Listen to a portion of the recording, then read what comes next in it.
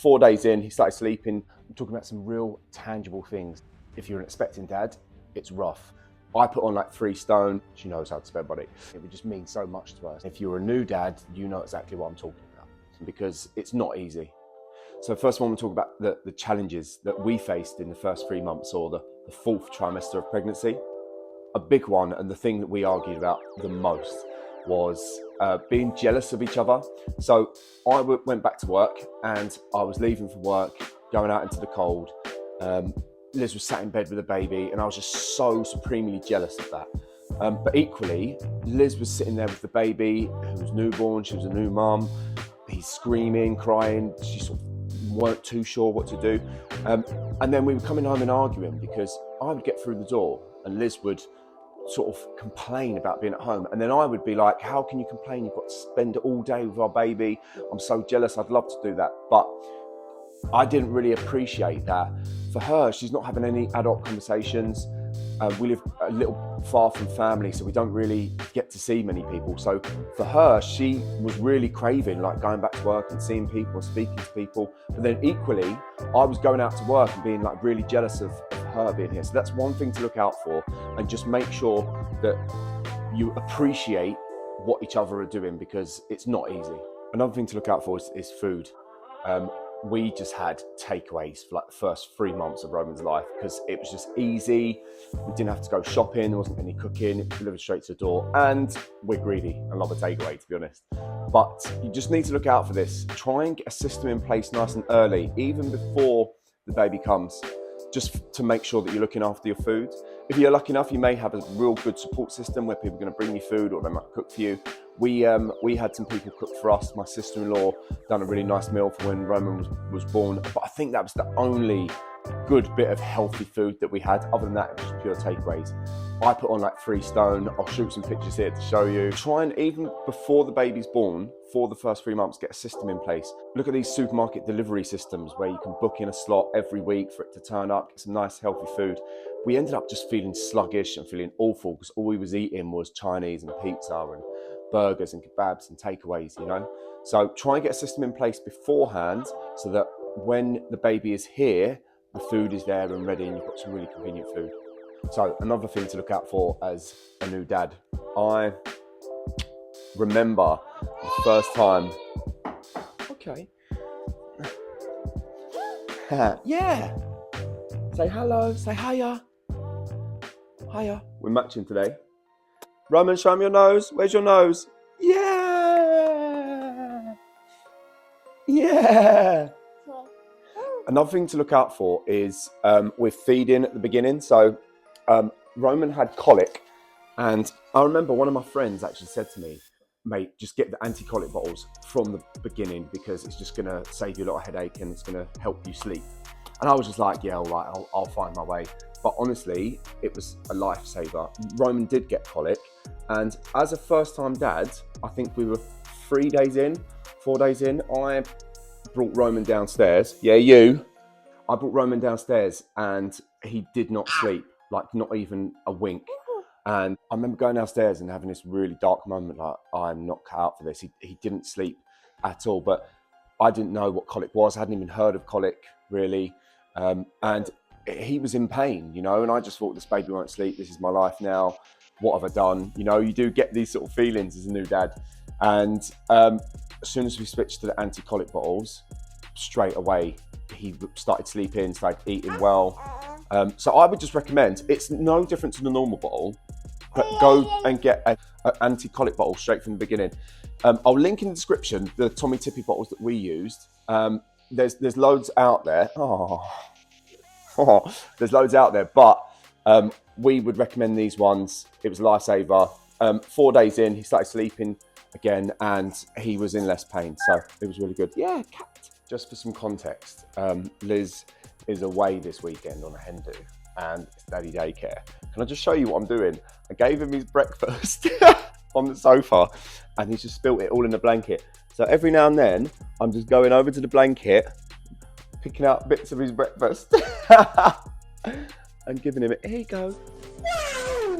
So it just shows, listen, it's a hard job, and you're never going to know what you're doing. This video is to try and help you give you some guidance from someone who's only just done it, you know.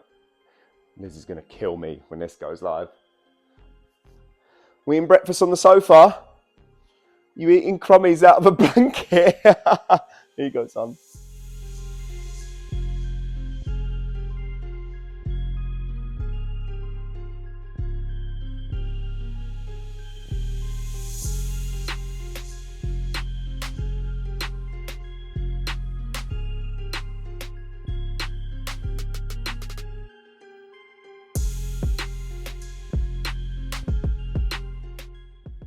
The next section of what I wish someone would have told me before having a baby is about how you can support mum.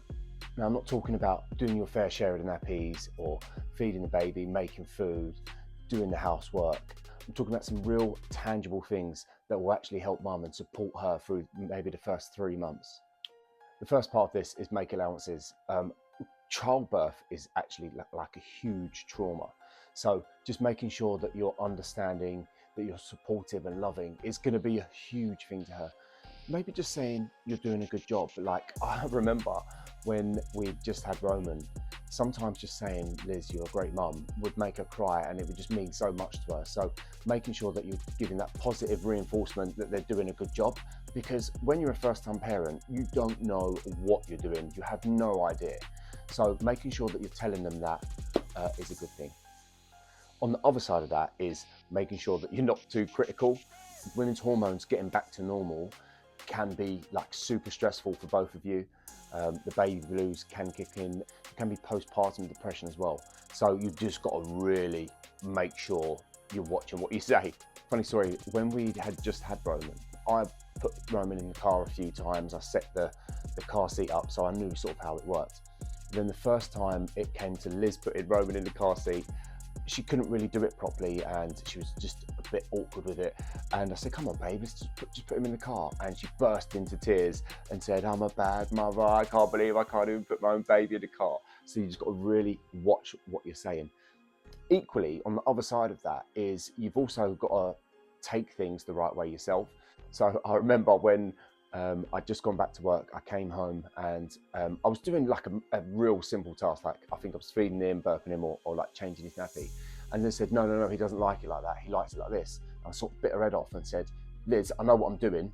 I have been here the whole time, you know, but really I needed to realize that she was just trying to help. And I think I was being a bit sketchy, because one of the things I realized is that when I went back to work, I felt like I was missing out on stuff and that I wasn't doing my part.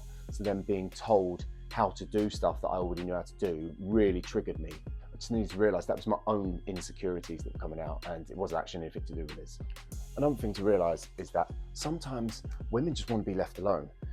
Something that helps me at the beginning, my auntie, who's a little bit of a mentor of mine, she told me about the book Men Are From Mars, Women Are From Venus. And there's a part in this book which says that men feel like they need to take up the role of the fixer, and they try and fix everything. So sometimes if your wife, your partner, your girlfriend is angry or she's just in a bad mood, just leave her alone. My aunt told me a story of when she read the book and she helped my cousin with the situation she was having. My cousin was just in a bad mood. She was just storming around the house, just unhappy. And she said she watched her boyfriend following her around the house, trying to make sure, are you hungry? What do you need? Let me fix it, you know? And she just pulled him aside and said, leave her alone. She just wants to be angry for a minute. So that really helped me in the fourth trimester, the first 3 months after having Roman, is that just leave her alone sometimes. Make sure she's okay. Ask the question once. Don't keep repeating yourself and going on again and again and again, trying to make sure you can fix it. It's a really lovely thing to do, but sometimes not always needed. And lastly, you've got to realise when you're supporting mum that sometimes she has spent 24 hours a day with this baby. Sometimes she just needs some time for herself. I think this is a given, running a bath, taking the baby, but just literally disappear for a bit, just so that there's not even screaming in the house. I remember Liz telling me about an article she read about the hormones that women produce are specifically designed to actually make them realise the baby is crying or when they're hungry. She even said when the baby was crying at the beginning, her boobs were like vibrating, which for me was crazy. But what you've got to realise, and helpful thing, is although you take the baby and you may sit in another room or you deal with the feeding, run them a bath, if they can hear the baby, they're still going to be sort of quite stressed. So just take the baby out. There's a Tommee Tippee around the corner from us. So sometimes I would just grab the baby, put him in his car seat, just take him up there. I would have like a Diet Coke. I wouldn't eat or anything. It was just to give her some time on her own without the baby, not hearing the cry, just to sort of release that mental pressure and them hormones that are going crazy. It just sort of relieves that for a bit. And then what I found is when I brought the baby back, it could have been half an hour, could have been an hour.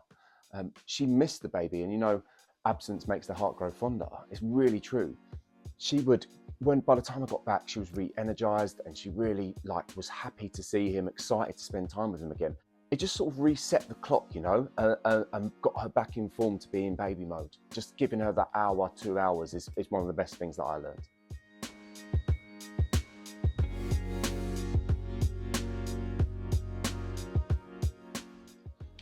Probably get told that I've hung it all up incorrectly, but what can you do?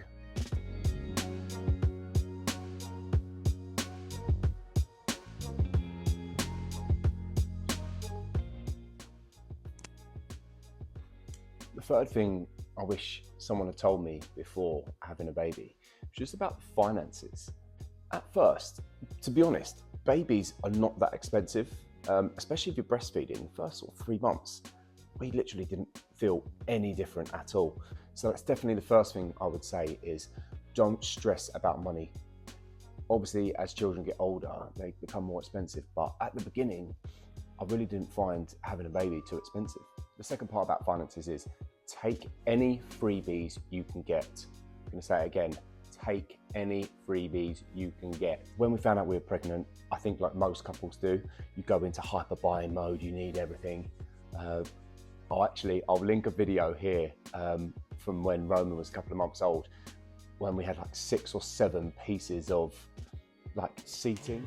In what world do we require 1, 2, 3, 4, 5 bits of sitting apparatus for a baby?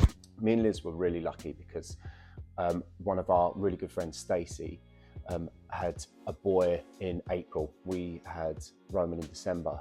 So honestly, the girl has been amazing. She has sorted all of Roman's clothes out. We really haven't bought that many clothes at all because everything that she buys for her son then came to us.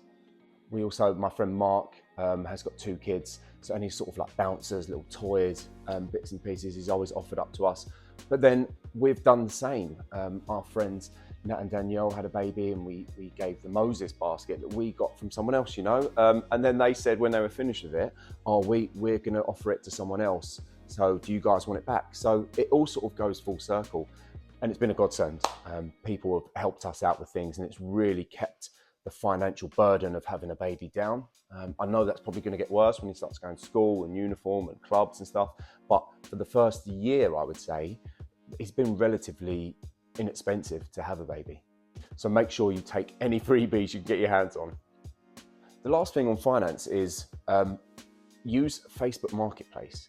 So Liz is really good with like online shopping, like most women. She knows how to spend money, but she's also good on Facebook Marketplace. We got a buggy gifted from my cousin Rochelle. It was her friend was getting rid of a buggy. So we took that buggy and when he grew out of it, we then put it on Facebook Marketplace and got £60 for it. With that £60, we put it towards the next buggy, which cost us £80. And then when we were done with that buggy, we sold that for £60 and then only had to put £40 in for our £100 buggy, you know? And that's really helped us keep the cost down. And you can do that with anything, but I would say try and keep this to like the bigger items, you know? If you've bought a cot and in a few years' time they grow out of the cot and you need to get a bed, put that on Facebook Marketplace. It's going to help someone else out that would need it, and then it frees up the space. Usually they collect it and get a bit of money towards the next item you're going to buy. So if there is any girls watching, listen, I know this is not aimed at you. You're very good at shopping. You know what Facebook Marketplace is. You know how to find a bargain. But I'm talking to the dads. We don't have a clue. We don't know what is going on. We don't know how it works. But honestly, make sure you look at that because it's really going to keep costs low. Next thing you need to be aware of is emotions. So, as Liz keeps reminding me and keeps telling me, a woman has more hormones in the 9 months of pregnancy than they will have for the rest of their life. You really need to make sure that you're aware of that fact. So, funny story actually, when we had Roman, we just moved into our new house. We've got a great set of neighbours. Everyone was going out all the time and there was birthdays and things happening. And Liz was just finding motherhood a bit tough. And we went next door for someone's birthday. Liz was just miserable and drunk people were annoying her. So she actually said, oh, I'm going to go to bed. I said, okay, I'll come with you. And then she said, no, I'm going to go. And everyone was like, oh, can Chris stay? And she stormed out and she just went, I like you. So she kicked off. But I needed to make sure I was making allowances for her because a lot was going on. And as she keeps reminding me, there was a lot of hormone changes going on. So just make sure you're aware of that fact. Top tip for dads, what I would say, if you are getting barked at and you're finding it tough, listen, go and speak to your boys about it. Go and speak to your mates. Me and my pal Tino that I work with, we had babies in the November and the December of 2021. So we wouldn't say anything to our missus. We would just sort of be the punching bag and take it. But then as soon as we got on the road, we were straight on the phone moaning to each other about it. So that really helped. It was a bit of an outlet. Our partners weren't getting upset with stuff we were saying and it just sort of seemed to work well for us. So make sure you use your boys to moan about it. That being said, try and pick someone that's been through it or going through it currently. If you've got your pal who's a bit of a bachelor, going out, enjoying himself, he's not going to want to hear you moaning about your missus and your baby, you know.